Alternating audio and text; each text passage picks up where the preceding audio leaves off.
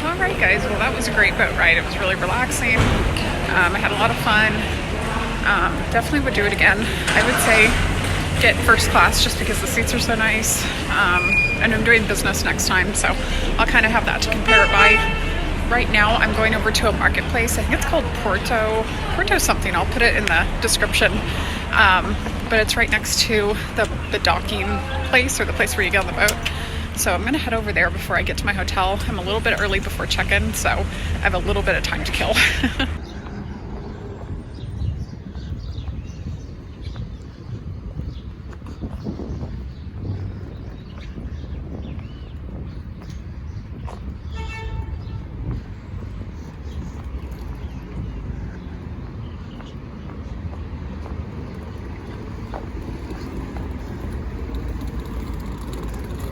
So you guys, I'm beginning to think that Porto Market isn't actually a market because I don't see anything.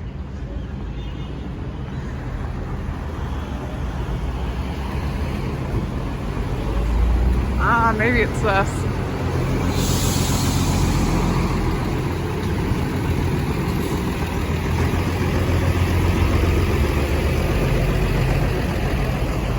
Nope, it's not that either.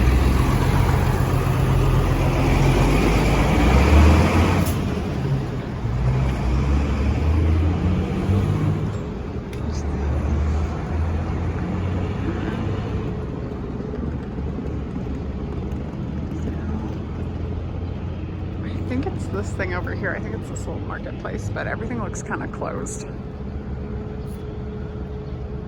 don't know if that's even worth going over there. It's just a bunch of little shops. I think I'm gonna skip this. Okay, guys, I can't skip over it. I have to go through it because this is the way to get to town. So when I say Porto Market, they just mean these little stores. I mean, this is nice, but I was thinking it was going to be like a mercado, like kind of like a marketplace, like the one in Buenos Aires. This is cute though.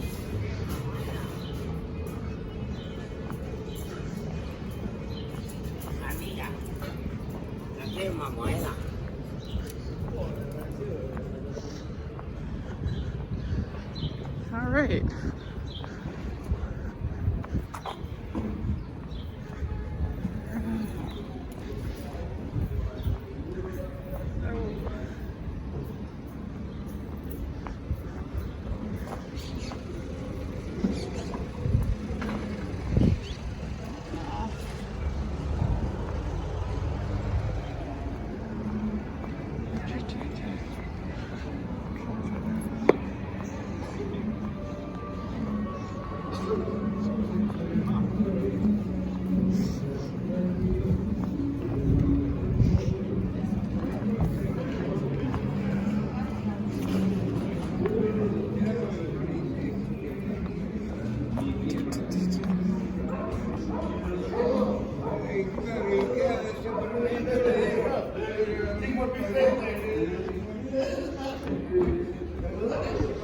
This place is like Buenos Aires without the pizzazz.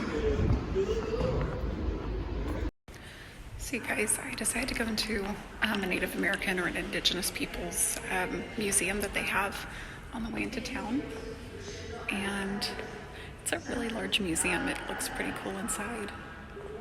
And it has a lot of information, different artwork, and just things that were made. It's pretty cool. It takes you through all the different cultures, compares, the Mayan Indians all the way up in Central America, to some of the closer tribes like the Incas down in Peru. So, yeah, it has a lot of information. It's a pretty cool place. If you guys are here, you should definitely check it out.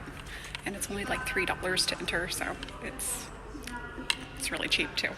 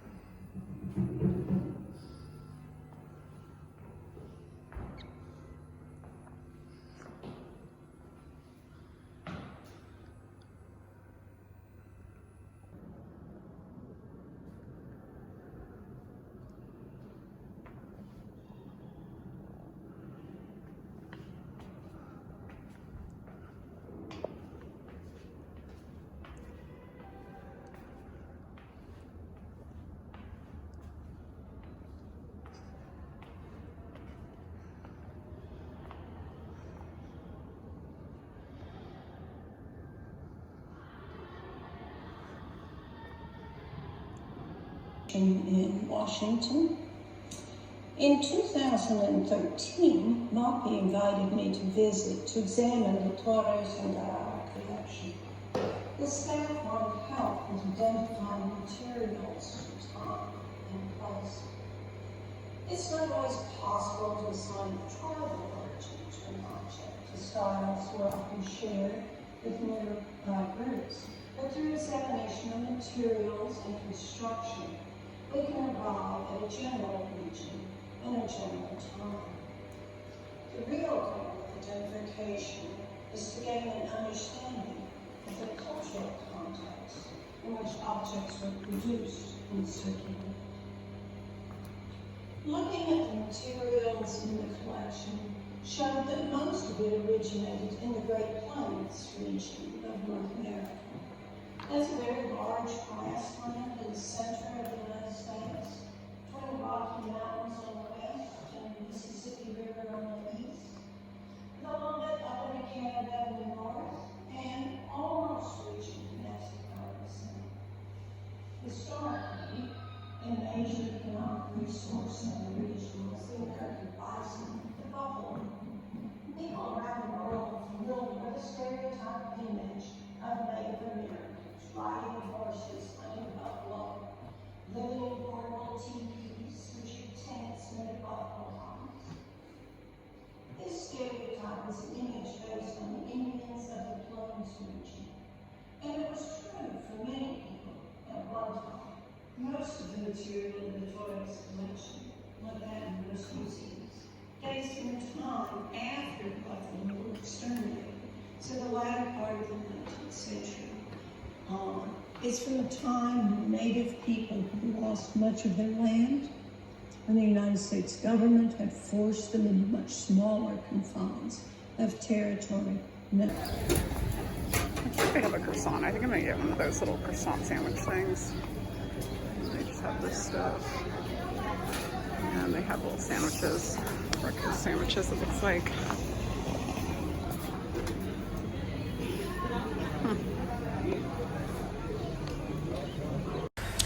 Alright guys, so I just got to Uruguay and in Montevideo, and I found a Starbucks and McDonald's. I'm sorry, I'm tired, you guys.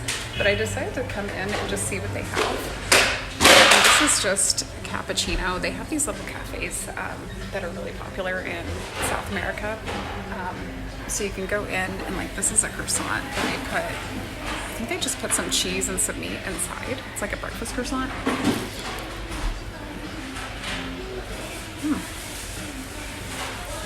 Looks like they just put some ham and cheese inside. But they're pretty good.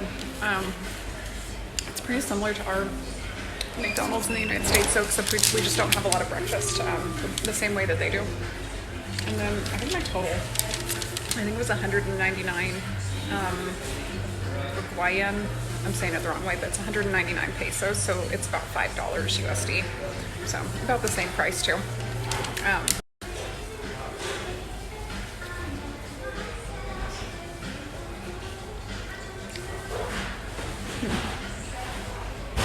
I think I'm gonna head over to Starbucks after this and go get a cup before heading to the theater to get some tickets because I missed the showing of Frankenstein in Buenos Aires, so I want to see a performance here when I'm in Montevideo, and then I'm going to try to get to my hotel. I'm just trying to basically waste some time because I'm so early and I'm supposed to check in at like 3 and it's only 11:41 right now, so I'm way too early, but that's okay. There's plenty to do around here, so I'm just going to enjoy the morning and yeah, and eventually get there.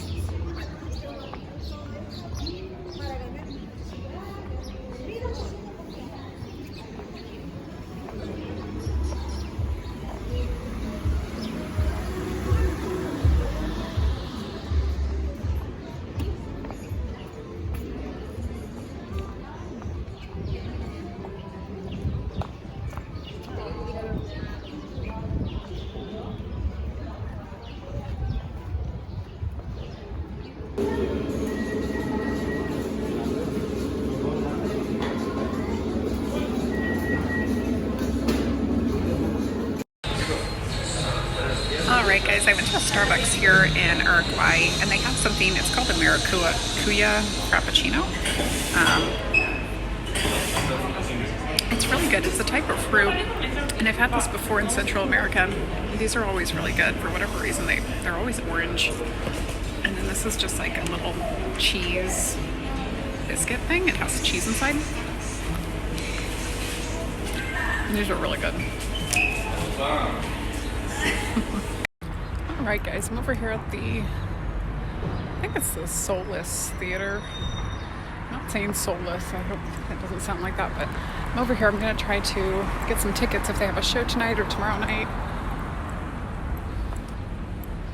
And we'll just go kind of see what they have.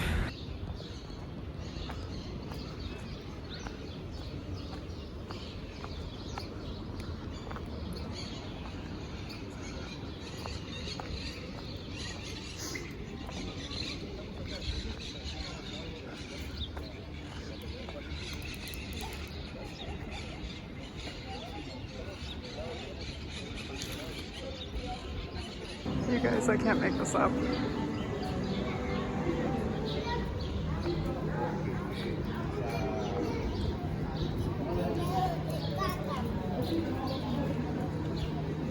Oh, cute doggos.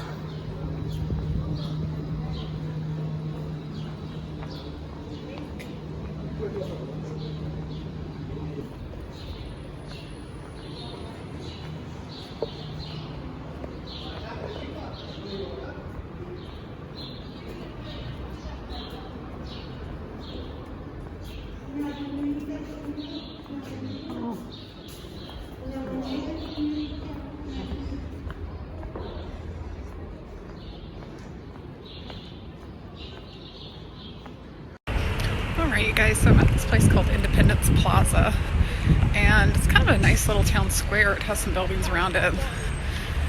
I'll kind of show you what it looks like.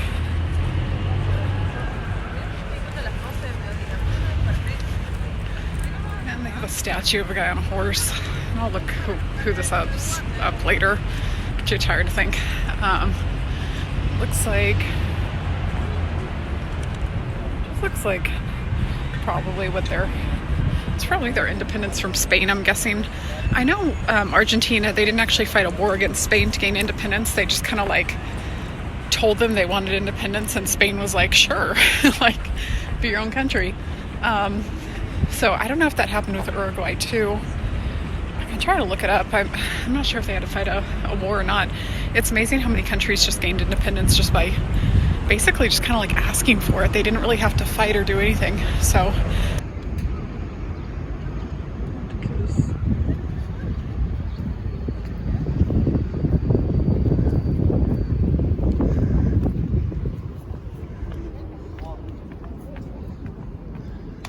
I'm not sure what's down here, so let's go see.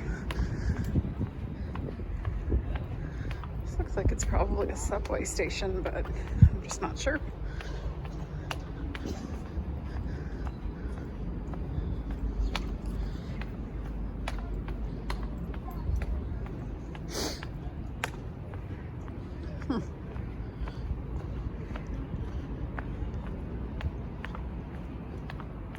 Oh, okay. Looks like they have a display down here of some sort.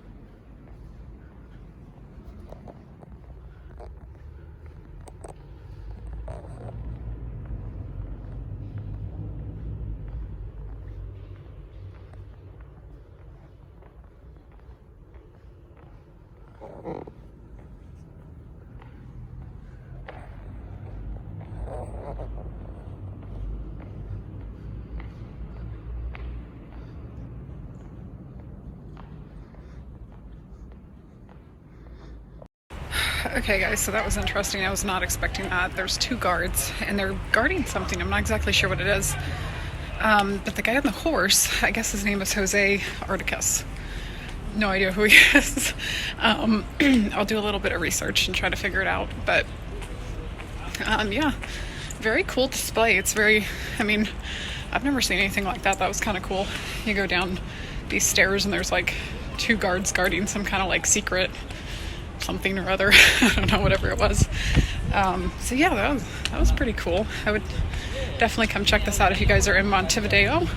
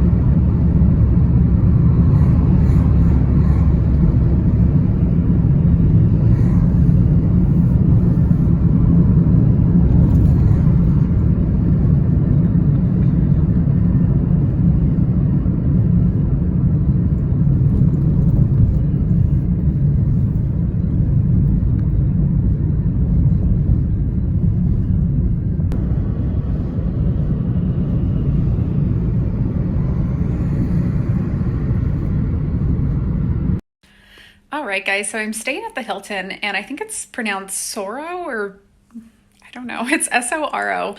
I think there's a couple Hiltons in Montevideo, but I'm at the one near the southeastern end of Montevideo, and this part is actually really nice, you guys. The place where you're going to land, if you're coming from Buenos Aires, you're taking a boat over here, it doesn't look that appealing. It kind of looks older, and there's a lot of homeless people that'll come up and ask you for money and things like that.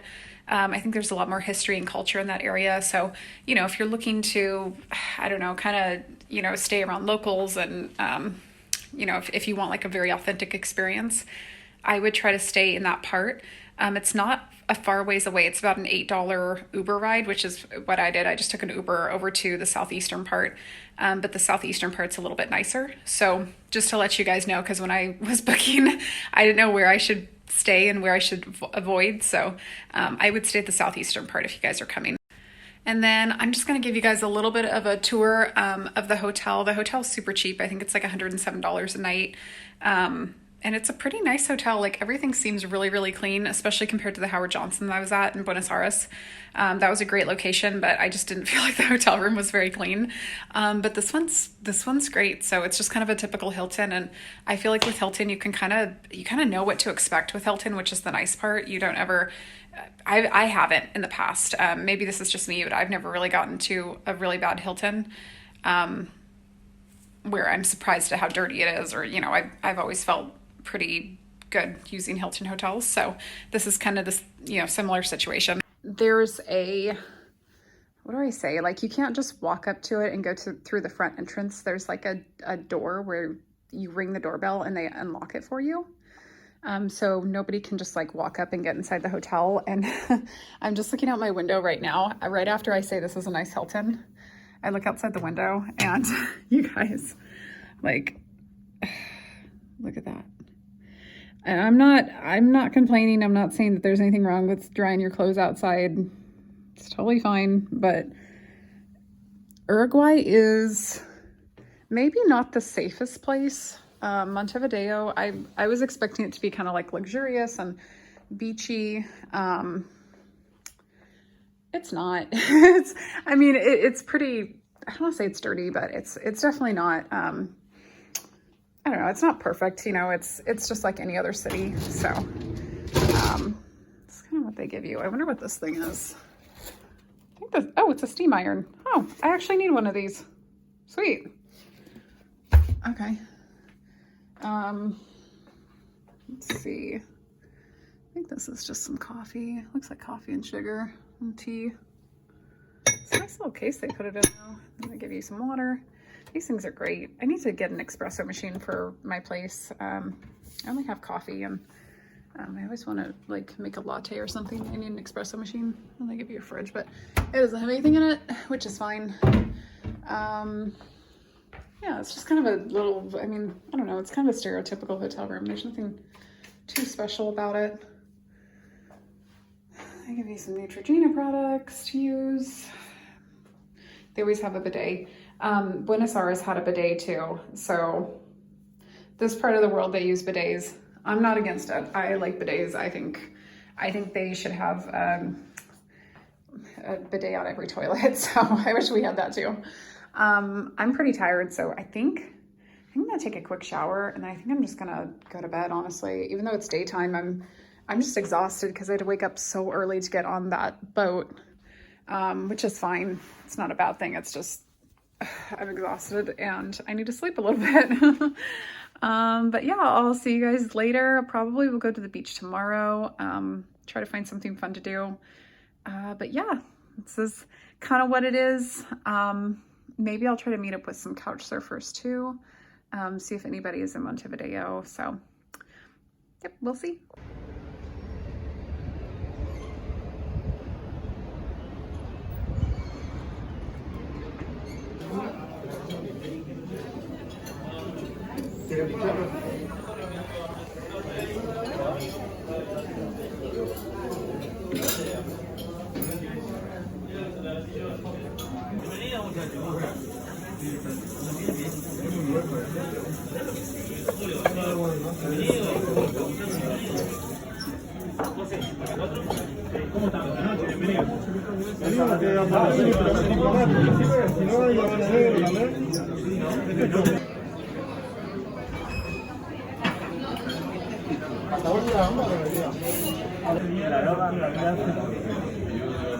La factura sale de acá, la primer puerta in Argentina.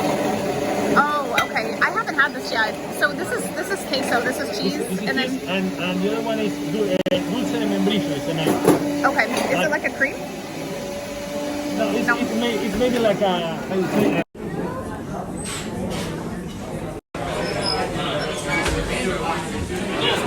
el rey de la mueca. Vamos casi, ya busca, pero se va. So good, you guys. You guys, this place is absolutely delicious. They serve you like a whole thing of just melted cheese for the table. It's like an appetizer, but I put it on the steak and it was so good. And then the meat that they gave me was like, it was like baby back ribs. I don't know how they cut it like that, so you can see the bones in every piece, but it was just so good. Like, oh, this is such a nice restaurant. I got some dessert, and then they give you a little bit of bread too. Bread was just bread. But I got something called Fiero something. It's like a cream. It's cream and cheese in a dessert. I'll put the exact name of it down below. But I'm really excited because everything at this place has just been so good so far. So you guys, this is really good. It's like a cheese, and then the bottom part, it almost tastes like I don't know, it tastes like fruit or something. I guess they have this over in Buenos Aires too. I just didn't get a chance to have it. Maybe when I go back, I'll get it. But this reddish part is like fruit, and then the white is a cheese. It's very different. It's very good. I mean, any kind of cheese is good. So it almost tastes like the fruit, like the pieces of fruit that you'll get, like, I don't know, like the packaged fruit in the United States. It's like a really thick layer of that and a really thick layer of cheese. It's pretty good. Alright guys, I'm almost back to my hotel, but I have to tell you, that was one of the most delicious meals I have ever had. I'm trying to navigate through the traffic, but yeah, such good food.